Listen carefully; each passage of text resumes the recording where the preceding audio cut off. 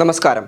നമ്മുടെ ആരോഗ്യ മേഖല ഇന്ന് ഒട്ടേറെ പുരോഗതി കൈവരിച്ച് മുന്നേറുന്നു. മുമ്പുണ്ടായിരുന്ന മെഡിക്കൽ സംവിധാനങ്ങളെയും മറ്റ് സാങ്കേതിക വിദ്യകളുടെയും കാര്യങ്ങളെ പഠിച്ചാൽ ആ നേട്ടങ്ങൾ നമുക്ക് മനസ്സിലാക്കാനാകും.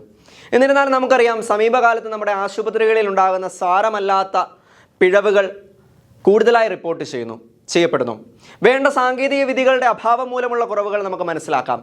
എന്നാൽ ഇത്രയും പഠിക്കുകയും അതിനൊത്ത പരിചയത്തോടെ ജോലി ചെയ്യുകയും ചെയ്യുന്ന ഡോക്ടർമാർക്കും നഴ്സുമാർക്കും ന്യായീകരിക്കാൻ പറ്റാത്ത തെറ്റുകൾ സംഭവിക്കുന്നത് എങ്ങനെയാണ്?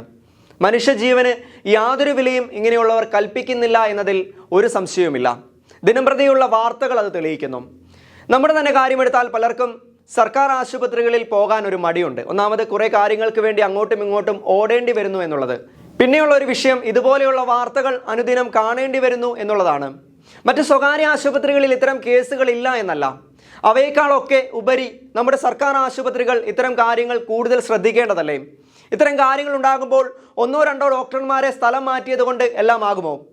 നഷ്ടമാകുന്ന ജീവന് യാതൊരു വിലയുമില്ലേ? ഈ കഴിഞ്ഞ ദിവസം ഉണ്ടായ ഒരു സംഭവം ഞാൻ പ്രേക്ഷകരെ കാണിക്കാം. ഞാൻ ഈ വീഡിയോ കണ്ടത് ഇൻസ്റ്റാഗ്രാം റീൽസിൻ്റെ രൂപത്തിലാണ്.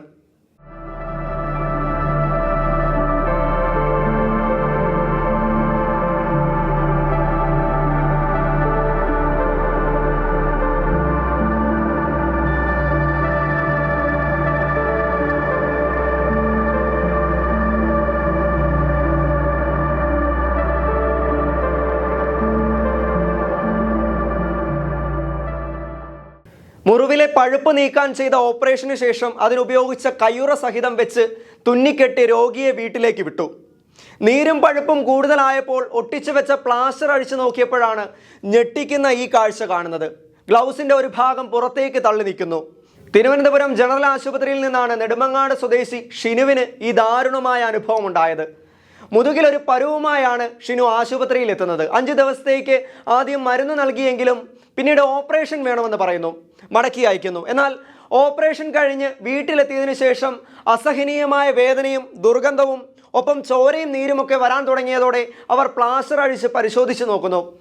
മുറിവിൽ പ്ലാസ്റ്റിക് പോലൊരു വസ്തു കണ്ട് ഷിനുവിൻ്റെ ഭാര്യ അത് പരിശോധിച്ചപ്പോഴാണ് കയ്യുറയാണ് അതെന്ന് മനസ്സിലായത്. എടുത്തു പറയേണ്ടുന്ന മറ്റൊരു കാര്യം, ഇതിന് ആശുപത്രി അധികൃതർ നൽകിയ വിചിത്രമായ മറുപടിയാണ്.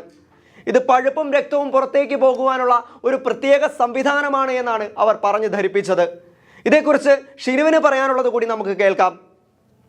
ഇടയ്ക്ക് ഒരു ഗ്യാപ്പ് വെച്ച് വൈഫിനെ നോക്കിയപ്പോഴത്തേന് അവിടെ ഗ്യാപ്പ് ഉണ്ടായിരുന്നു. അവിടെ നോക്കിയപ്പോൾ അവിടെ ചെറിയൊരു വെള്ള ഭാഗം പ്ലാസ്റ്റിക് പോലെ വന്നു. അപ്പോൾ ഞാനിത് പറഞ്ഞത് എന്തെങ്കിലും വേറെ മരുന്നെന്തെങ്കിലും വെച്ച് കെട്ടിക്കുന്നതായിരിക്കും. അങ്ങനെ നോക്കിയപ്പോഴത്തേനാണ് അവിടെ തിരിയുമ്പോഴത്തേക്ക് നനവടിക്കുന്ന പോലെയൊക്കെ ഒരു സാധാരണ സ്റ്റിച്ച് ചെയ്യുമ്പോൾ ഇങ്ങനെ നനവിൻ്റെ വരാറില്ല.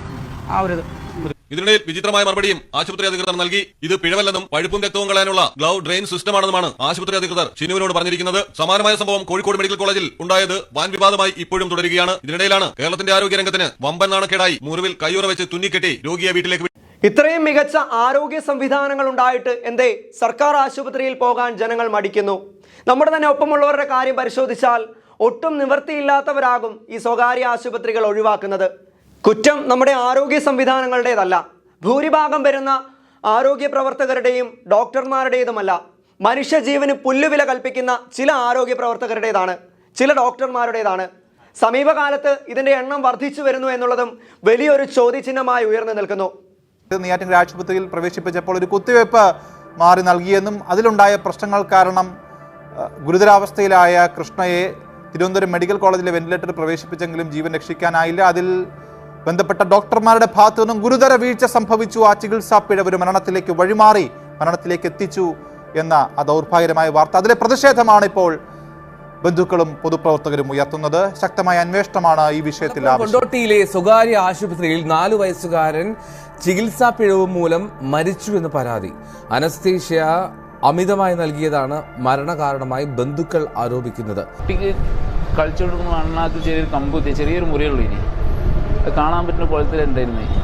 അപ്പോൾ ആ കുട്ടി ഭക്ഷണം കഴിക്കുമ്പോൾ അതൊരു ബുദ്ധിമുട്ടായ ഞങ്ങൾ മേഴ്സി ഹോസ്പിറ്റലിൽ കൊടുന്നതാണ്.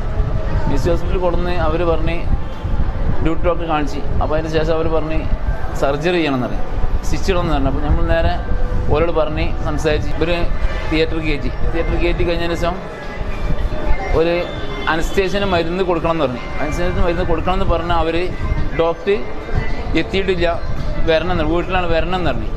അപ്പോൾ ആയിക്കോട്ടെ അത് വന്നോട്ടെ എന്ന് പറഞ്ഞു. വന്നോട്ടെ എന്ന് പറഞ്ഞിട്ട് ആ ഡോക്ടർ ഇപ്പോഴും ഈ കുട്ടി മരിച്ചെന്ന് പറഞ്ഞ അതിൻ്റെ മുന്നേ ഡോക്ടർ വന്നിട്ടില്ല. അനസ്തീസിൻ്റെ അളവ് ഇവർക്ക് കൂടിയതാണ്. അല്ലാതെ ആ കുട്ടിക്ക് ഒരു അസുഖം ഇവർ പറഞ്ഞ് പിന്നെ ഒരു അസുഖം ഉണ്ടായിരുന്നു പറഞ്ഞു. കുട്ടിക്ക് ഒരു അസുഖം 5-ാം തീയതിയാണ് മലയൻകീഴ് സ്വദേശിനി കൃഷ്ണ തങ്കപ്പനെ കിഡ്നി സ്റ്റോണുമായി ബന്ധപ്പെട്ട ചികിത്സയ്ക്കായി നെയ്യാറ്റിങ്കര ജനറൽ ആശുപത്രിയിൽ അഡ്മിറ്റ് ചെയ്തത്. വയറുവേദന മാത്രമായിരുന്നു ബുദ്ധിമുട്ട്. അന്നേ ദിവസം തന്നെ മരുന്ന് വാങ്ങാനായി ഭർത്താവ് ശരത് പുറത്തുപോയ സമയത്ത് ഡോക്ടർ ഇഞ്ചക്ഷൻ നൽകുകയായിരുന്നു. ഇത് തൊട്ടടുത്ത ബെഡിലുള്ളവർ കണ്ടിരുന്നു. ഇഞ്ചക്ഷന് ശേഷം യുവതിക്ക് ദേഹാസ്വസ്ഥ്യം അനുഭവപ്പെടുകയും പിന്നീട് അബോധാവസ്ഥയിലാവുകയുമായിരുന്നു. വേറൊരു അസുഖം ഇല്ലാതെ കിഡ്നി സ്റ്റോണിൻ്റെ ഭാഗമായിട്ട് മാത്രം പോയ ഒരാൾക്ക് ഡോക്ടർ നേഴ്സോ അവരാരെയും എല്ലാം ചെയ്യാതെ ഇങ്ങനെ എന്തെങ്കിലും വരുമോ? കൂട്ടിരിക്കാനുള്ള ഒരാൾ പോലും ഇല്ല. ഞാൻ പുറത്തു പോയ സമയത്ത് സംഭവിച്ച ഇതല്ല. ബന്ധുക്കളുടെ പരാതിയിൽ ചികിത്സിച്ച ഡോക്ടർ ബിനുവിനെ പോലീസ് കസ്റ്റഡിയിലെടുത്തിരുന്നു.